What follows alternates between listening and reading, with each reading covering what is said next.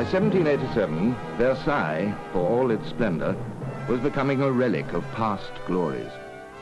While Frenchmen were gripped by a new age of learning, Versailles, and those who lived here, represented a backward-looking society where birth outweighed ability. Versailles stood also for the extravagance of French kings, from Louis XIV to the present Louis XVI. The richness they created drained their treasuries. The American War of Independence, to which France contributed not only revolutionary ideas, but arms, money, and men, had proven a crushing burden on the royal wealth. But the Hall of Mirrors seemed to reflect the image of a stable monarchy, assured of its power. A deceptive image. France was impatient for something new. Currents of reform were at work, triggering immense forces soon to rock both state and church.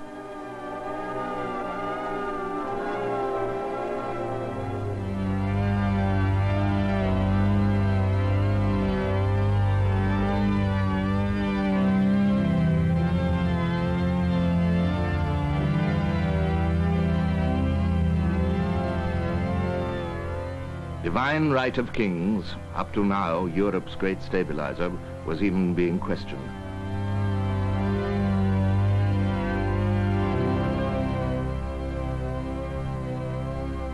In 1787, the man who ruled over Versailles and France by divine right was His Most Christian Majesty Louis XVI, an absolute monarch who was so slow-witted that even his courtiers sometimes laughed at him.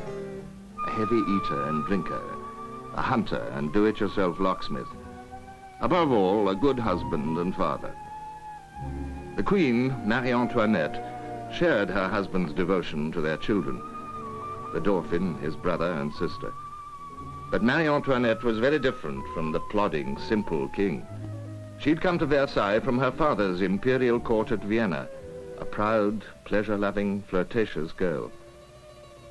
Many Frenchmen saw in her a symbol of their country's ills. Crisis came to Versailles when Louis, still looking for a way to pay his bills, planned a new land tax. The result was furor among the landowning nobility. Leading nobles defied the king, refused to pay. Convene the Estates General, they challenged. This half-forgotten assembly had last met by royal pleasure 173 years before. Soon the whole country was crying for a new session at which to air its grievances. Beyond the park of Versailles, Paris and the provinces flared into turmoil. The king stalled for time, finally gave in. Elections to the Estates General were ordered.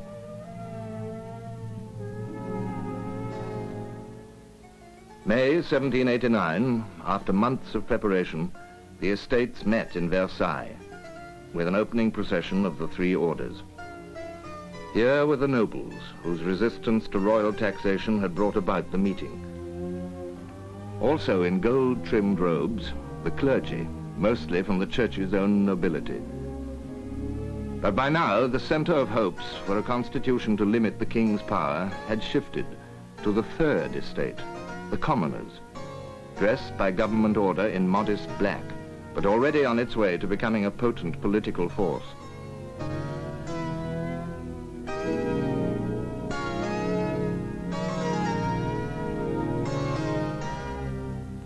Of the reluctant hosts to this assembly, an American tourist who watched the procession wrote in his diary, "Neither the king nor queen appeared too well pleased." As the estates began their sessions, the commoners outnumbered nobles and clergy. To keep them in check, the king and his ministers tried to rig the voting, so the upper two estates, clergy and nobility, would have control, as had always been the custom. "No," said the third, and for more than a month refused to budge. It was forced into action when Louis had it locked out of its meeting hall. The members moved to a nearby indoor tennis court. A dominating figure was a member named Mirabeau, who was soon to defy royal authority. When a court messenger hinted of force, the bull-voiced Mirabeau answered for them all. We are here by the will of the people and can be removed only by force of bayonets. Presided over by an astronomer named Bailly, the members of the Third Estate made the tennis court the scene of an historic oath, never to separate and to keep on assembling wherever necessary until the Constitution is established. The king submitted finally to the oath of the tennis court. The Third Estate, joined eventually by the other estates, became the assembly of the French nation. In Paris, 15 miles away, there were clashes between citizens and troops, following rumors that king and court planned to disband the assembly by force to restore the monarch's absolute authority. Someone remembered the Invalides, an old soldier's home used also as weapons storehouse. Parisians, already panicky over a threatened bread famine, took up the cry, "To arms, to arms." The crowd surged into the Invalides over nervous protests from the superintendent.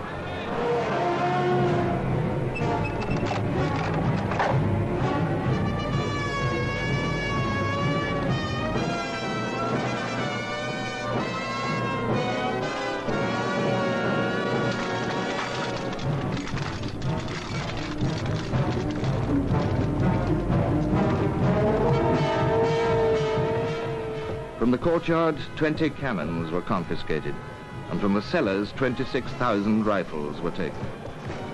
By now, the crowd had picked a target for its frenzy. The goal was the Bastille, a thick, walled fortress where political prisoners were kept, guarded by a military garrison. The armed people of Paris converged on this symbol of royal authority. The brief siege ended when a gate was opened mysteriously from inside, giving the crowd access. Within minutes of surrendering his garrison, the warden was hacked to pieces, his head borne off on a pike by a crowd angered by its losses, 100 killed in the battle. But when it was over, only 7 prisoners were found in the Bastille. More important, one of Europe's most impregnable fortresses, symbol of the old order, had been stormed and taken by a mob. It was dismantled by the people of Paris. On that day, July 14th, 1789, Louis XVI came back to Versailles from an unsuccessful day's hunting and made a one-word entry in his diary. Rien. Nothing. The uprising in Paris continued, finally forcing Louis to take notice. 3 days after the Bastille, he came to the rebellion-torn capital. There he was met by officials of a new city government, set up independently of royal approval. Strong man of Paris now was its liberal military commander, Lafayette. On the spur of the moment, the king was offered and accepted the new tricolored cockade of revolution. White still for the monarchy, but with red and blue added, the colors of a Paris in revolt. In this impromptu ceremony of acceptance, Louis bowed to a new order for France, an order based on king and constitution. The nobility's fear of taxes, they had never paid any, and the Paris mob's fear of massacre had combined to start a revolution. But the French Revolution had deeper roots than these. It owed much of its origin to salons like this one, where a brilliantly intellectual society met to criticize the existing order. There had been Voltaire, who said, "I disapprove of what you say, but will defend to the death your right to say it."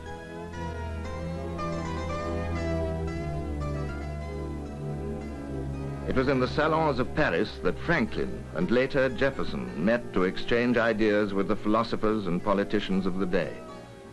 The American Revolution received much from and gave much to the life and work of French intellectuals.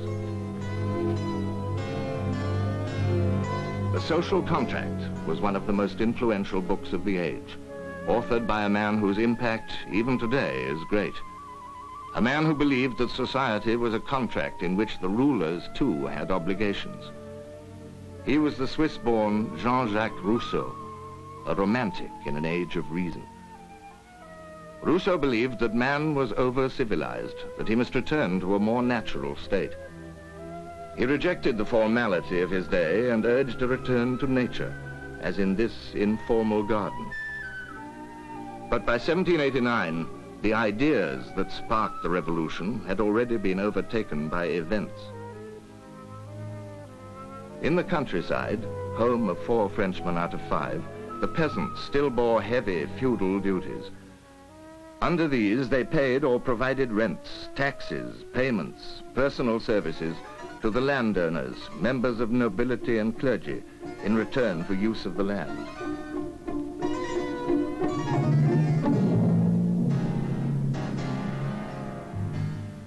When news came of successful revolts in the cities, peasants all over France were quick to follow suit.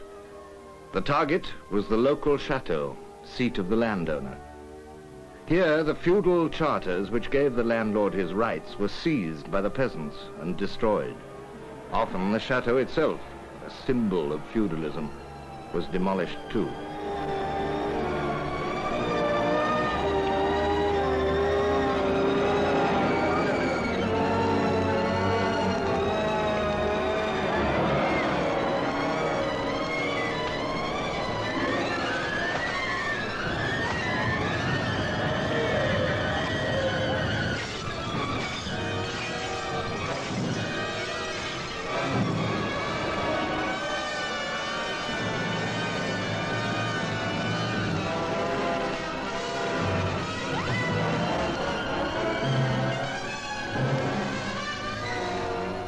In some cases, the landowner was killed by angry peasants.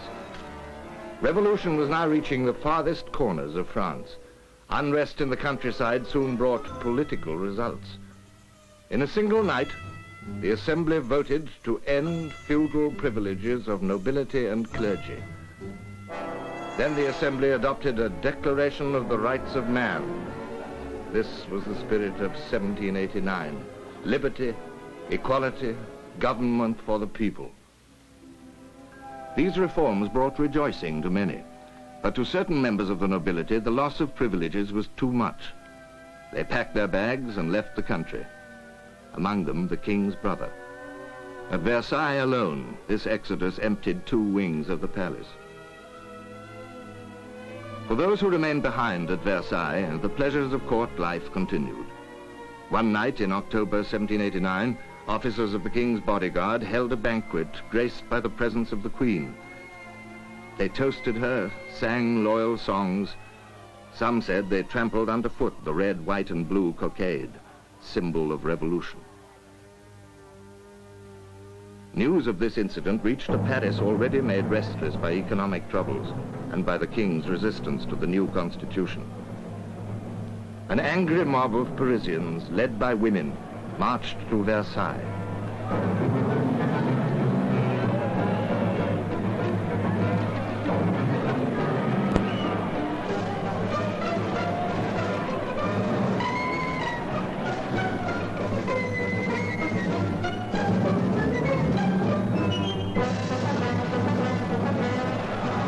Lafayette's troops checked the mob, but in the courtyard below it continued to demonstrate, shouting now for the king to come to Paris. Louis refused haughtily to take notice of the mob. Then Lafayette's advice prevailed, and the king and queen appeared on the balcony together with Lafayette.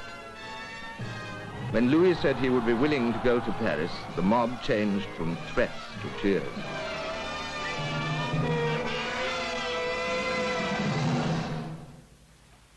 At last, a strange procession set out from Versailles to Paris.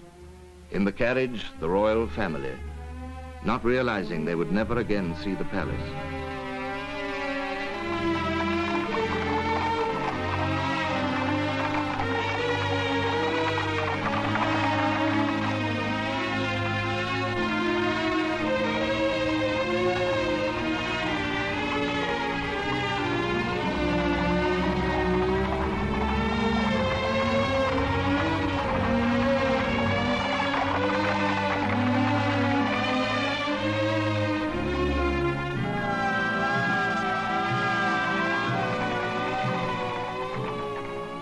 Power in France had passed to Paris, to the Assembly and the mob.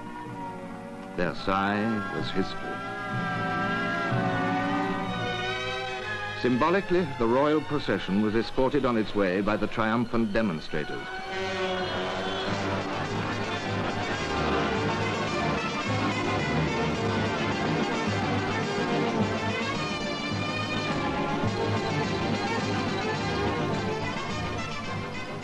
Leading the procession, the heads of 2 royal bodyguards on pikes.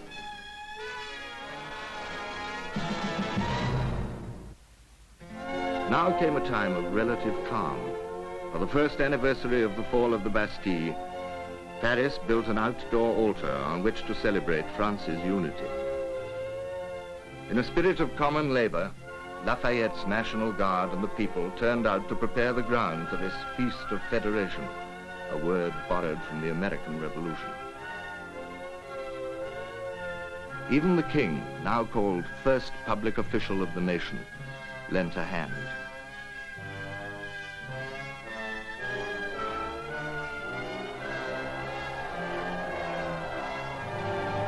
At the ceremony, the king won applause by swearing publicly to uphold the new system. The revolution seemed to be complete. The monarchy had ceased to be absolute and had become constitutional, almost painlessly.